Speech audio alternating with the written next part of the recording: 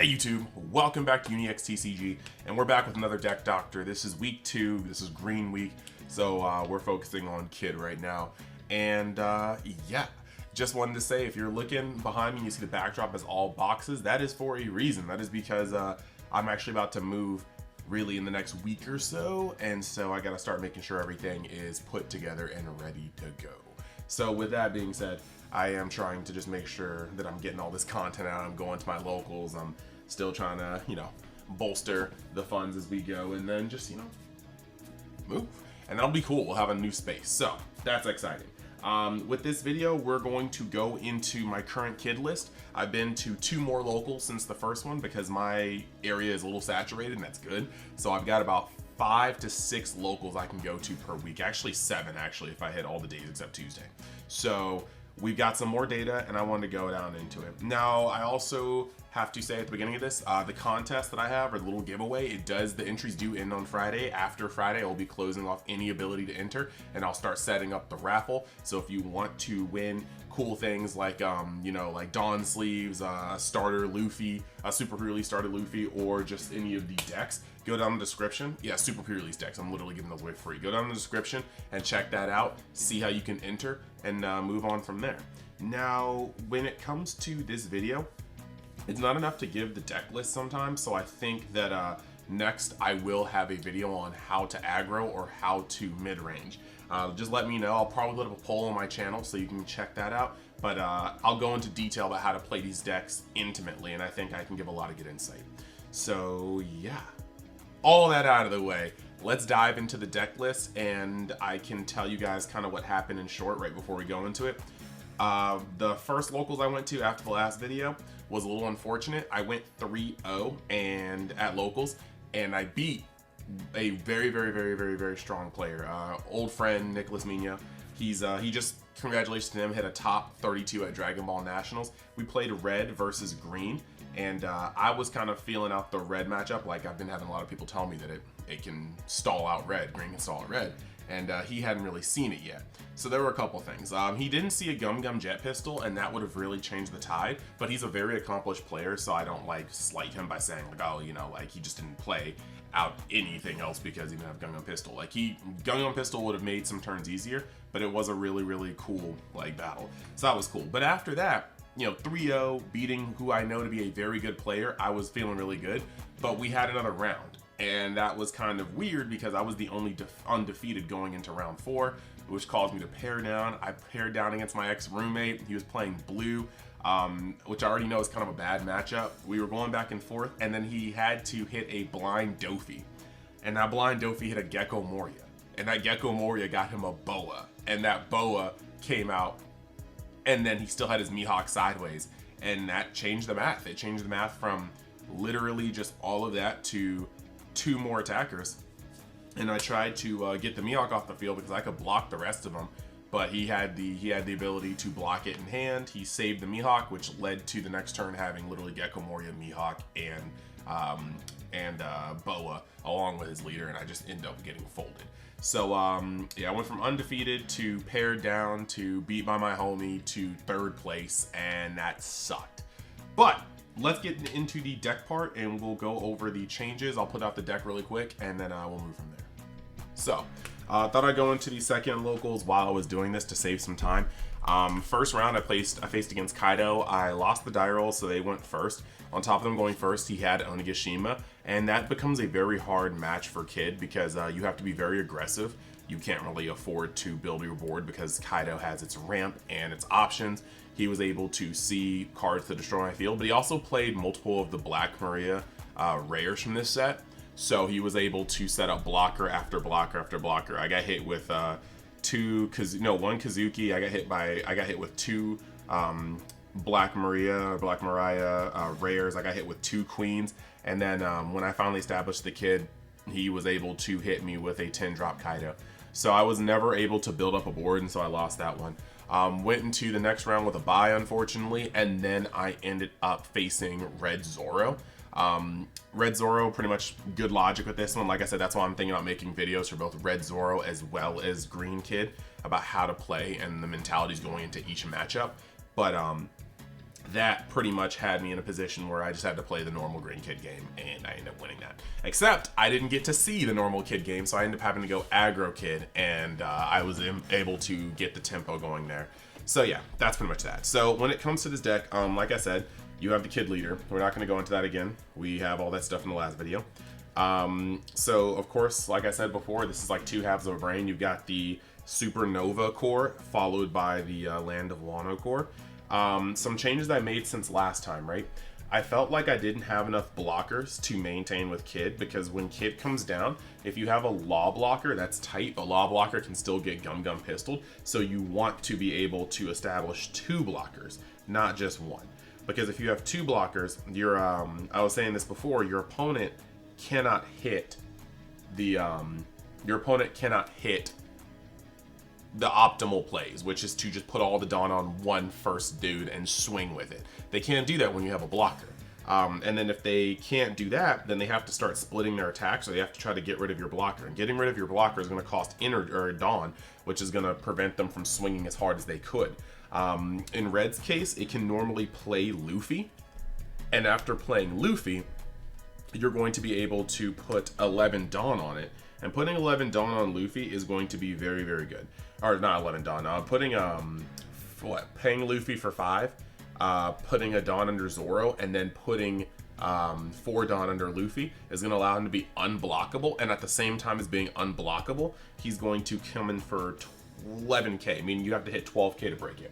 Not very hard, especially in a deck put together like this. You're going to see one of the changes I already made was I took out 1 X-Drake and I put in 1 Beppo.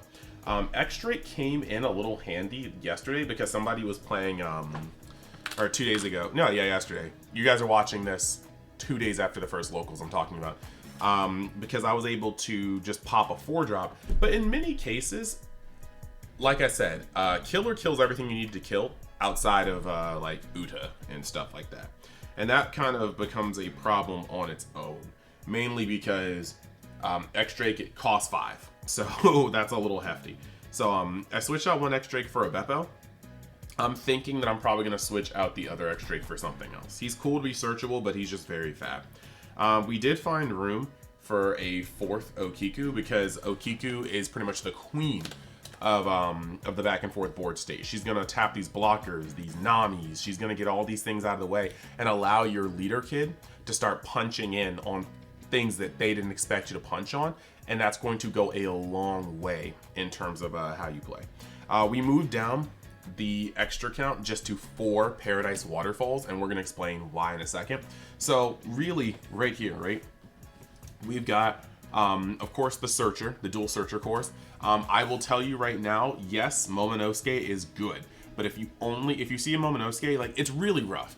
I don't mulligan if I see a Momonosuke and no Bonnie, but the game is definitely a little harder when you only see a Momonosuke and no Bonnie. So ideally, you still want to open up Bonnie every game, but if you see Momonosuke and no Bonnie, unless the rest of the hand is incredibly weak, I wouldn't necessarily throw that back. Moving past that, you have got the inclusion, like I said, of this. So now you have 7 blockers. 7 blockers so that you can always try to have a blocker outside of Law. Well, it's like, I guess that's technically 10. Blocker outside of Law when you're establishing your Kid turn. I still don't run 7-drop Kid.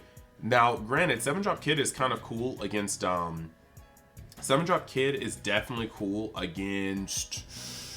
It's better against... Wow, I'm really blanking. It's really good against...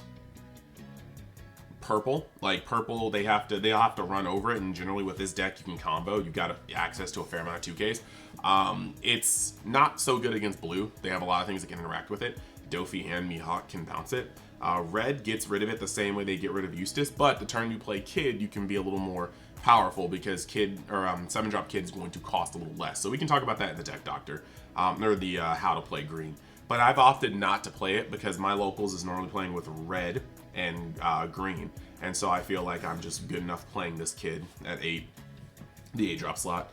You don't want to have these Nekomamushis because he's going to tap things and get them out of the way. Like these two guys is a 5 kill card for almost anything, and you need to be able to have Robins out of the way. That being said, I kind of want to go down by 1 on this card, but being able to get rid of opposing Akikus and Robins are very, very, very important because those cards will destroy the mirrors and the matchups. They really are like the kings or the queens of board control at this point. So I'm really thinking about going down with X-Drake. Now, if you're wondering why I'm not running any Punk Gibsons or anything, it's because the turn you play Kid is arguably the weakest turn in the game for a green player, because you have 1 energy up if you played him at 10, 1 Dawn up if you played him on 10 Dawn, and then the rest is your combo power, which is your counter power. So which is why I stockpile the Scratch Mapoos, the Ezos, and even the Beppo, which this may even change into another Beppo just to have that counter power, because when you play him, all you've got is that 1 Dawn. So, like I said, magic numbers. If you don't have a blocker out with them, somebody's just going to put all their Dawn on their leader and swing. And getting them up to 15 can be particularly hard. Getting them up to 12, particularly easy. So having a blocker out and being able to just be like, no, is very good. Even if Kaido destroys your blocker, they're using at minimum 3 Dawn. Cat, please stop. They're using at minimum 3 Dawn to get over your blocker. And that's actually pretty cool. 1 second. Stop.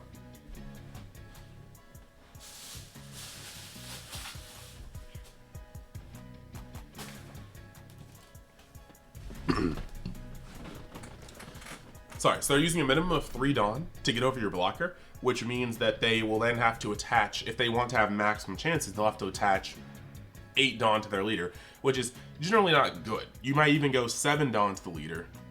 Sorry, 7 Dawn to the leader. You might want to go 6 Dawn to the leader and swing for 11. And 11 is just 2 2Ks or a Paradise Waterfall and a 2K, making those numbers very, very good. And like I said, I need to make a video about magic numbers. Let me know if you guys want to. I'm going to do a big poll, so you guys will choose my next video for the real. So there is that. But Paradise Waterfall allows you to have great interactions with Trafalgar Law. It's also one of the best actual triggers in here. They swing on life with a Robin or an Iza or a Kiko, and then you flip Paradise Waterfall, you're just going to smoke it. And that's actually very, very, very powerful, because then you don't have to go out of your way to tap it or swing into it and potentially get blocked or anything. And then you don't have to, if it's untapped, you don't have to, like, you know, go out of your way to do that later if they survive and then leave it untapped. So really, Paradise Waterfall is one of the best triggers in this deck. Yeah, past that, this is my current build for this. I really only see it changing about 2 cards maybe. Raizo is weird because I kind of wish I had more Raizos, but at the same time, I don't wish I had more Raizos. He's a good draw engine, but he may be one of the cards I kind of swap in for. I think if I move X-Drake, it might be another Raizo, but if I move one of the killers, it might be a Beppo. We shall see. We have to hit the sweet spot between counter power and utility, because this deck really has most of its power leaning on the leader. At late game, you chip away, and then, you know, you have him coming in for big swings later. But all of this is utility. Like, you've got search, you've got blockers plus utility, you've got draw on top of the search engine, you've got your 2K core, you've got pressure with tapping, you've got utility, this is destruction, you've got utility defense. So really, the power's right here. Kid is the power for his own deck. And I think that's actually pretty cool. Sorry about the glare. I'm going to work on that. I'm going to get some more equipment later. But yeah, I hope you guys enjoyed this video. Let me know what you thought in the comments. And look to my page for a poll to see which video I should do next. And I will do it. Thank you guys. And I hope you have a wonderful day. Also, if you want to support the channel, think about hitting that subscribe button, like the video, comment so it trends. Share with your friends. I'm trying to grow this channel and I have a blast, having a blast doing these One Piece videos. Thanks. Later.